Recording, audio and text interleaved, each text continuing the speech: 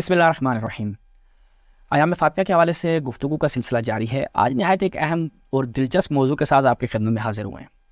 ناظرین، ہم دیکھتے ہیں کہ مکتب خلفاء کے علماء کی طرف سے مسلسل جو ہے وہ تاریخ میں ہم دیکھتے ہیں کہ ایسے جھوٹ بولے گئے کہ جن کا نہ سر ہوتا ہے نہ پاؤں۔ جب ہم خود جا کر ان کی تحقیق کرتے ہیں تو دیکھتے ہیں یہ تشیع کے اوپر ایک تہمت ہے۔ جیسا کہ انجینئر محمد علی مرزا نے کیا بیان کیا کہ شیعوں کا یہ عقیدہ ہے کہ ان کا امام غار میں چھپا ہوا ہے۔ جب ہم نے پوچھا جناب مرزا صاحب شیعوں کا یہ عقیدہ کہاں پر ہے، تو خاموشی، سکوت طاری ہو گیا علمی کتابی لوگوں پہ۔ نہ ان کا علم نکلا یہاں پر، نہ ان سے کوئی کتاب یہاں پر صادر ہوئی کہ بھئی فلاں کتاب میں ہے۔ تو دیکھتے ہیں کہ یہ چونکہ مکتب ہی جھوٹ پر قائم ہے تو ان کی طرف سے فقط جھوٹ ہی صادر ہوتا ہے۔ اور آج ہم جس شخصیت کا جھوٹ آپ کی خدمت میں بیان کرنے جا رہے ہیں کہ واقعاً آپ سر پکڑ کے بیٹھ جائیں گے، اور خود جب برادران اہل سنت بھی اس کو ملاحظہ کریں گے اور کہیں گے کہ یہ ہمارے علماء کا حال تھا۔ یعنی یہ وہ افراد ہیں کہ جو طراز اول کی شخصیات ہیں، ایک مکتب کی ابتدائی شخصیات کے جن کے اوپر مکتب ان کا قائم ہے، ان شخصیات کی جب یہ حالت ہے، وہ جب اپنے مکتب کو بچانے کے لیے اور تشیع کو مورد الزام قرار دینے کے لیے جھوٹ کا سہارا لیتے ہیں تو باقی عوام کا تو کوئی قصور نہیں ہے۔ اب جناب زہرا سلام اللہ علیہ کی شہادت، جناب زہرا کا غضبناک ہونا، یہ ایک ایسی ہڈی ہے جو ان کے گلے میں پھنس چکی ہے، نہ یہ اس کو نگل سکتے ہیں نہ اگل سکتے ہیں، چونکہ ان کی تمام کتب میں، بخاری مسلم سے لے کے تمام کتب میں آئے کہ جناب زہرا خلیفہ اول پر غضبناک ہوئیں۔ اب بضعۃ الرسول جس پہ غضبناک ہو جائیں، رسول اللہ نے فرمایا فاطمہ بضعۃ منی فمن اغضبها اغضبنی، اس نے مجھے غضبناک کیا۔ اب اگر کوئی جناب زہرا کو غضبناک کر رہا ہے تو وہ رسول اللہ کو غضبناک کر رہا ہے۔ رسول اللہ کو غضبناک کرنے والا، اذیت دینے والا، خدا کو غضبناک کرنے والا، اذیت دینے والا، اور اس کا کیا انجام ہے قرآن مجید اس کا واضح اعلان کرتا ہے۔ وہ بیان کرنے کی اصلاً ضرورت نہیں ہے، آپ خود جا کے قرآن میں ملاحظہ کر سکتے ہیں کہ جو رسول اللہ اور اللہ کو اذیت پہنچائے اس کا کیا انجام ہے۔ جھوٹ کیا ہے، ملاحظہ کرنے والی یہ بات ہے جناب۔ جب یہ بیچارے اس چیز کو ہضم نہ کر پائے کہ جناب زہرا سلام اللہ علیہ غضبناک ہوئی تو سرگرداں ہو گئے، تو اس کا انہوں نے کیا حل نکالا؟ اب انہوں نے کیا کیا؟ انہوں نے کہا کہ ایسا جھوٹ بولتے ہیں تاکہ ہماری جو ہے وہ کچھ عزت اور کچھ ہمارا بھرم رہ جائے۔ ملاحظہ کریں جناب، علماء دیوبند کا بہت ہی مشہور نام، جس کی مشہور زمانہ کتاب جو خود اس نے تشیع کے خلاف لکھی، تحفہ اثنا عشریہ، شاہ عبدالعزیز محدث دہلوی صاحب، یہ تشیع کے خلاف ایک کتاب لکھتے ہیں۔ اب دیکھیں جناب اس میں وہ کیا بیان کرتے ہیں، انشاءاللہ آپ کو لطف آئے گا ان کے اس جھوٹ کا۔ وَأَمَّا امامیہ پس صاحب محجاج السالکین وغیر او از علماء ایشان روایت کر دیں کہ صاحب محجاج السالکین اور اس کے علاوہ دیگر علماء نے کیا روایت کی ہے کہ جناب زہرا سلام اللہ علیہ فقالت، انہوں نے کیا کہا، اللہم اشہد فرضیت بذاک، جناب زہرا خلیفہ اول سے راضی ہو جاتی ہیں۔ جناب زہرا غضبناک ہوئی تھی اور اپنی زندگی کے آخری ایام میں خلیفہ اول سے راضی ہو جاتی ہیں، تو پس ثابت ہوا کہ وہ غضبناک نہیں رہی۔ اب یہ کہاں سے بیان کیا جا رہا ہے؟ صاحب محجاج السالکین۔ تمام علماء دیوبند ہم آپ سے گزارش کریں گے، تمام علماء اہل سنت گزارش کریں گے، یہ صاحب محجاج السالکین یہ کتاب کہاں ہے؟ اگر آپ کے پاس ہے تو بسم اللہ کریں، ہمیں دکھائیں۔ ہم شیعوں کے ہاتھوں نہیں ہے، کیونکہ آپ نے دعویٰ کر دیا یہ شیعوں کی کتاب ہے، اور دکھائیں ہمیں یہ کتاب۔ اور یہ راضی، یہ وہ جھوٹ ہے جو شاہ عبدالعزیز دہلوی نے بولا۔ اس کے بعد یہ سارے آج آپ ان کی سائٹوں پہ دیکھیں، یہ ملاحظہ کریں، یہ بنوریا ٹاؤن کا جو ان کا مدرسہ ہے اس کی سائٹ پہ بالکل یہی نقل کر رہے ہیں۔ یعنی یہ جھوٹ ابھی تک تسلسل جاری رکھے ہوئے ہے اور یہ چل رہا ہے جھوٹ، اور یہ ان کے مکتب کا حال ہے۔ اور ہمارا یہاں پہ تقاضا ہے کہ یہ صاحب محجاج السالکین کون ہے، یہ کتاب کدھر ہے، بیان کریں ہمارے لیے۔ اچھا جی، اس کے بعد کہتے ہیں اینست عبارت مرویہ در محجاج السالکین و دیگر کتب معتبر امامیہ، بسم اللہ کریں، دیگر کتب امامیہ معتبر یہاں پر بیان کریں کہ جہاں پر یہ معتبر روایت آئی ہو کہ جناب زہرا خلیفہ اول سے راضی ہو گئی تھی، بسم اللہ کریں بیان کریں۔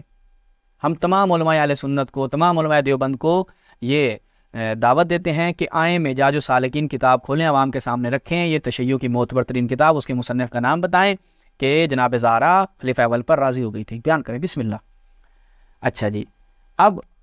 کیونکہ شاہ عبدالعزیز دہلوی نے یہ جھوٹ بولا، اب باقی ان کے علماء چونکہ لکیر کے فقیر تھے، انہوں نے نہ کوئی تحقیق کی، تو وہ اسی جھوٹ کو لے کر آگے چل پڑے۔ ملاحظہ کریں اگلے ان کے ایک اور عالم صاحب، ان کی کتاب ہے السیوف المشرقہ و مختصر الصواعق المحرقہ۔ یہ کتاب کس کی ہے؟ خواجہ نصر اللہ ہندی مکی کی۔ یہ جناب اپنے اس کتاب میں کیا بیان کرتے ہیں؟ اب شاہ عبدالعزیز دہلوی نے جھوٹ ایک بولا تھا اور یہ بھی سارے اب اسی پہ چل وَرَوَى صاحب محجاج السالکین وغیرہ من علماء شیعہ، کہ صاحب محجاج السالکین اور اس کے علاوہ دیگر شیعہ علماء نے کیا بیان کیا ہے کہ جناب زہرا سلام اللہ علیہا خلیفہ اول پر راضی ہو گئی تھی۔ نیچے اسی کتاب کے محقق نے دیکھا کہ یہ محجاج السالکین تو میں خود پہلی دفعہ سن رہا ہوں، محقق بھی بیچارہ پریشان ہو گیا، اس نے کہا لم اجد له ذکرا فی الذریعہ، وہ کہتے ہیں میں نے الذریعہ الی تصانیف شیعہ، جو کہ بزرگ تہرانی صاحب کی کتاب ہے، تشیع کے ہاں جتنی بھی تشیع کی کتب ہیں انہوں نے الذریعہ میں جمع کی ہیں، وہ کہتے ہیں میں نے اس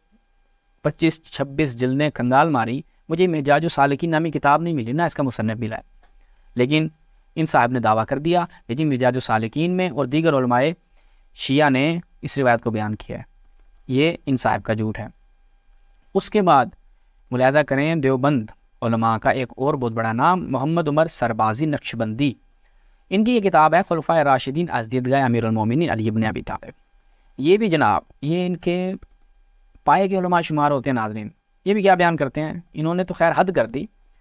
صاحب محجاج السالکین، خیر انہوں نے مجاج السالکین لکھا ہے، یعنی جو کہ عبدالعزیز دہلوی نے نام لکھا، خوب اگر کسی کو یہ کتاب مل جائے تو یہ کتاب پیش کر دے،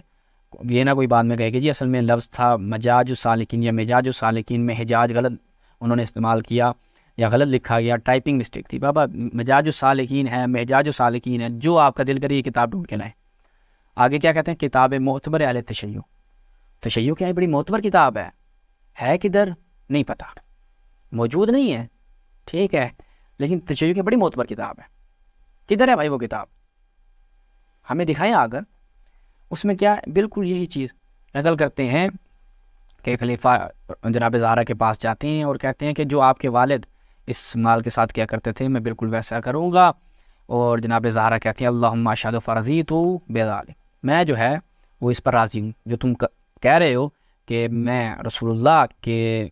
روش کے مطابق ان کے طور طریقے کے مطابق عمل کروں گا تو میں اس پر راضی ہوں، اور میں تم پر بھائی راضی ہو گئی ہوں۔ اب یہ ان کا جھوٹ تھا۔ اب جب ہمارے علماء ان کے جواب دینے کی طرف آئے، صاحب ابقات کے والد تشیید المتائن،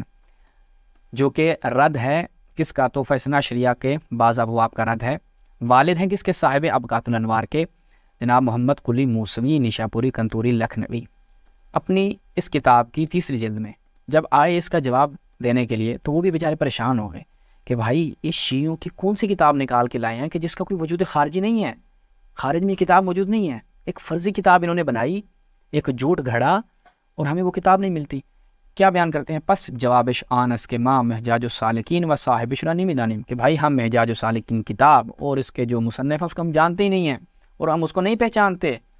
اور پھر کہتے ہیں وہ مخاطب ہم باوجود ان کے اسماء اکثر علماء شیعہ و تصانیف شان در باب سوم ذکر نمود نام محجاج السالکین و صاحب شرانی مذکور نہ کر دیں، چونکہ شاہ عبدالعزیز دہلوی اپنے اس کتاب میں تشیع کی تمام کتب کا ذکر کرتا ہے، ان کے مصنفین کا ذکر کرتا ہے، لیکن وہاں پر بھی محجاج السالکین کا کوئی نام و نشان نہیں ہے کہ یہ کتاب کس کی ہے، وہاں پر ذکر نہیں کرتا، سیدھا آ کر ایک روایت بیان کرتا ہے کہ یہ جی محجاج السالکین میں نقل ہوئی ہے اور تشیع کی ایک معتبر کتاب ہے۔ پھر کیا کہتے ہیں، پس روایت چنین کتابی کے علماء امامی آن راوا مصنف شرح نیمی شناخت باشند باریشان حجت ابردن دلیل کمال جہل و نادانی از آداب علم مناظر، وہی آپ ایک ایسی کتاب سے استدلال کر رہے ہیں، ایک